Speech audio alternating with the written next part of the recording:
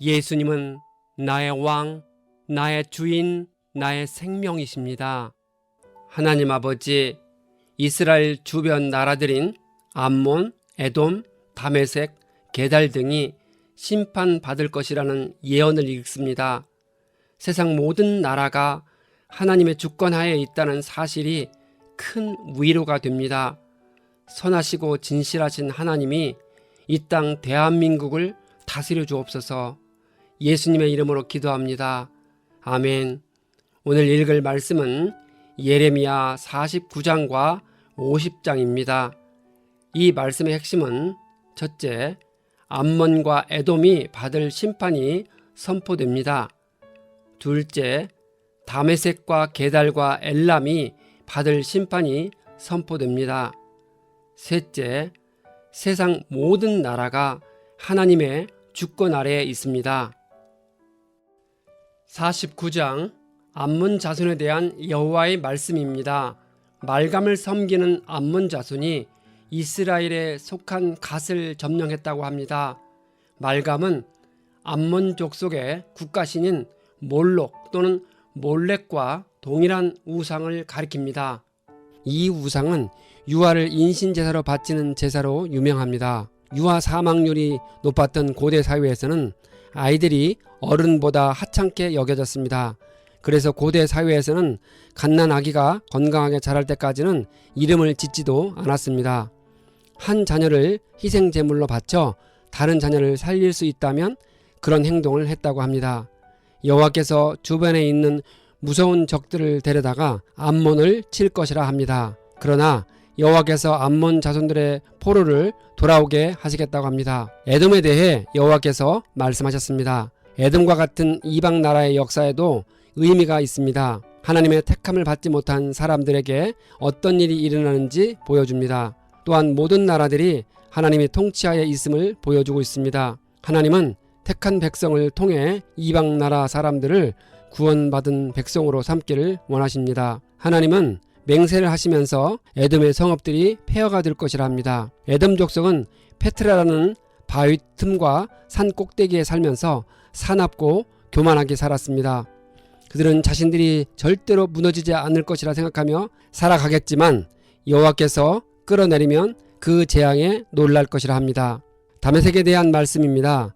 다메섹도 기력을 잃고 도망을 가고 해산하는 여자처럼 걱정과 고통에 사로잡히게 될 것이라 합니다.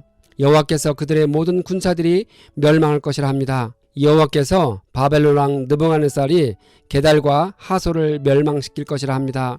게달과 하솔은 유목민으로 에돔 동쪽 아라비아 사막지대에 살았기 때문에 공격받지 않을 것이라 생각했지만 바벨론에 의해 멸망했습니다. 시드기야 왕 초기에 엘람에 대해 여호와의 말씀이 예레미야에게 임했습니다. 여호와께서 엘람의 활을 꺾겠다고 하십니다. 하나님은 엘람에게 재앙을 내리고 맹렬한 진노를 내리실 거라 합니다. 엘람은 셈의 후손으로 스산성을 수도로 삼아 바벨론의 동부 산악지대를 장악한 족속이었습니다. 여호와께서 느부갓네살을 도구로 삼아 엘람의 보좌를 두고 왕과 관료들을 멸망시키겠다 하십니다.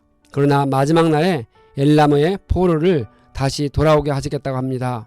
50장 여호와께서 선지자 예레미야에게 바벨론과 갈대아 사람의 땅에 대하여 하신 말씀으로 시작합니다. 바벨론이 함락되고 벨이 수치를 당하고 무로닥이 부서지며 그들의 신상들이 수치를 당할 것이라 합니다. 벨과 무로닥은 바벨론 사람들이 숭배하는 국가신입니다. 둘은 같은 신을 의미하며 무로닥은 말뚝으로 표기됩니다. 북쪽에서 한 민족이 나와서 바벨론을 황폐하게 만들 것인데 그 나라는 메대이지만 페르시아와 연합하여 물리칩니다. 이렇게 될 때 이스라엘 자손과 유다 자손이 함께 울면서 와서 하나님을 찾을 것입니다.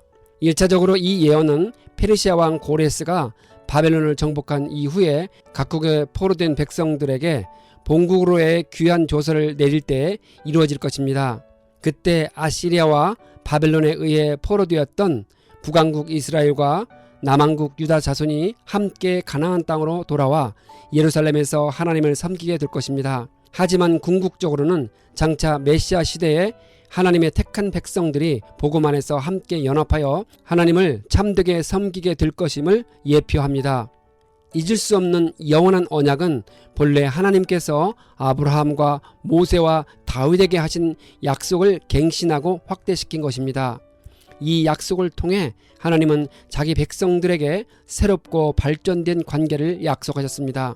그리고 마침내 이 관계는 예수 그리스도에 의해 온전히 이루어졌습니다. 성경에서 이 언약은 새 언약으로 불리웁니다. 이스라엘과 유다의 대적은 그들은 여호와께 죄를 지었으니 자기들에게는 죄가 없다고 합니다. 주님께서 북쪽 땅에서 큰 민족들의 동맹군을 일으켜 바벨론을 치러 올라오게 하시겠다고 하십니다. 바벨론 사람들이 유다를 약탈한 것처럼 약탈당하게 하시겠다고 합니다. 그들의 가족이 수치를 당하고 땅이 메마른 사막이 될 것이라 합니다. 여호와의 격분으로 인해 황폐하게 될 것입니다. 바벨론에게 활을 쏘는 행위는 여호와의 보복이니 마음 놓고 보복하라고 합니다. 한때 바벨론은 하나님의 심판의 도구가 되어 그 목적을 실행했습니다. 하지만 그 역할을 수행하는 과정에서 바벨론은 잔인한 행위를 일삼았고 자신의 불의한 탐욕을 추구했습니다. 따라서 이 같은 죄악에 대해서 책임을 져야 했습니다.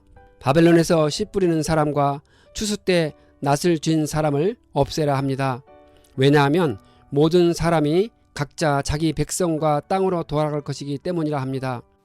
하나님이 약속하신 70년이 차니 바벨론 포로 초창기에 혼인하고 자녀를 낳고 길게 살 준비를 하라고 하신 명령과 연결되는 말씀입니다. 이스라엘은 사자들이 쫓아낸 흩어진 양떼인데 처음에는 아시리아 왕이 삼켰고 마지막에는 바벨론 왕 느부갓네살이 뼈를 부러뜨렸다고 합니다. 이제 여호와께서 아시리아 왕을 처벌했듯이 바벨론 왕과 그 땅을 처벌하시겠다고 합니다. 하나님은 이스라엘은 목초지로 돌려보내어 갈멜과 바산에서 풀을 뜯고 그들의 영혼이 만족할 것이라 합니다. 이제는 이스라엘과 유다에서 죄를 발견하지 못할 것입니다. 왜냐하면 하나님이 그들을 용서해 주셨기 때문입니다. 이스라엘과 유다의 모든 죄악이 말끔히 용서되는 그날, 그때는 1차적으로 바벨론의 멸망 후 이스라엘과 유다 백성들이 본토 가나안 땅으로 귀환함으로써 새롭게 회복되는 때를 가리킵니다.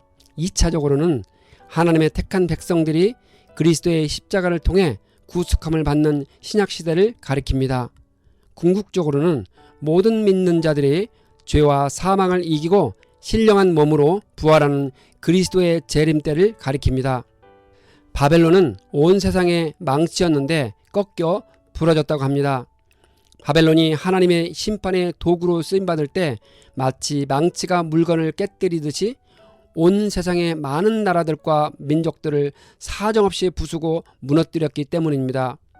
바벨론의 황소는 바벨론 군대의 젊고 건강한 용사들을 가리키는 비유적인 표현입니다.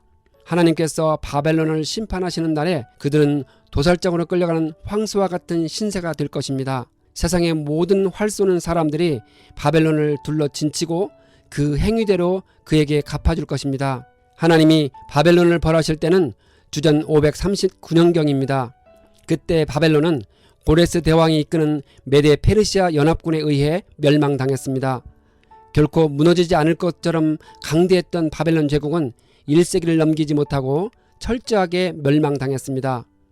그들이 그토록 철저히 멸망한 것은 이스라엘의 거룩하신 분 여호와께 교만하게 행동했기 때문입니다. 이스라엘의 구원자는 강하시고 그분은 여호와 하나님이십니다. 주님은 칼이 바벨론 사람을 치고 그 땅의 고관들과 지혜 있는 자들을 친다고 합니다. 또한 칼이 점쟁이들을 치니 그들이 어리석은 자들이 된다고 합니다. 칼이 그 땅의 용사들을 치니 그들이 공포에 떨 것입니다. 칼이 그들의 말과 병거와 그들 가운데 있는 모든 외국 군대를 치니 그들이 모두 무기력해질 것입니다. 칼이 그 땅의 보물 창고를 치니 보물이 모두 약탈당할 것입니다. 가뭄이 땅에 물을 치니 물이 말라버린다고 합니다.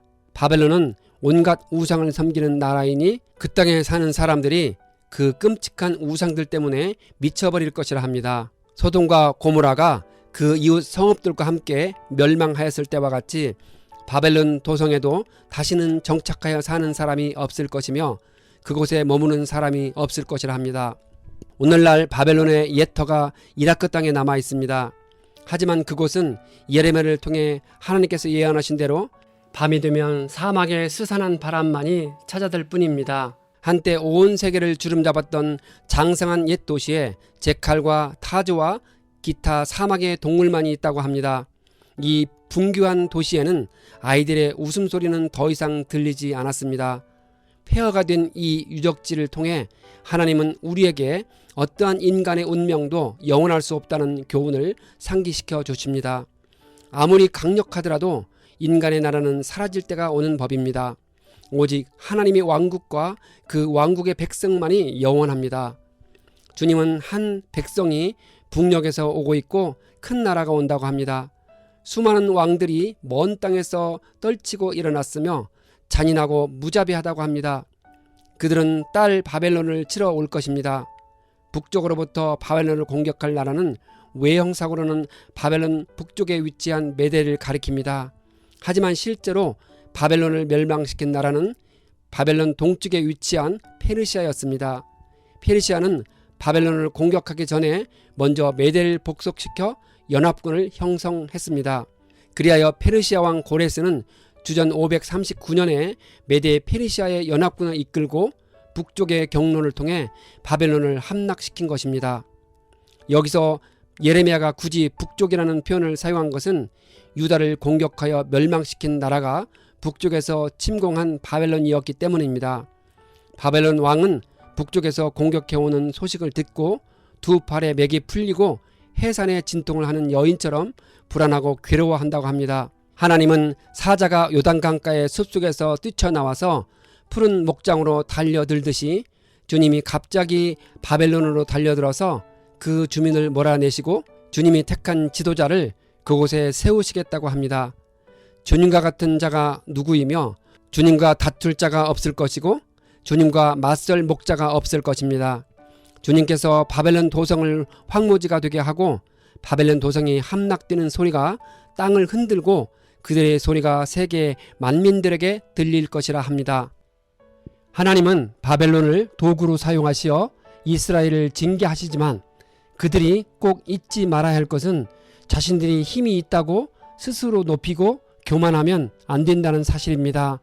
세상에는 권력이 있고 힘 있는 자가 많지만 자신의 힘이 어디서 오는지 알고 겸손하게 사는 나라나 사람은 많지 않은 것 같습니다. 우리는 강력한 군사력을 가진 나라가 교만하여 무너지는 것을 역사를 연구하며 수없이 확인할 수 있습니다.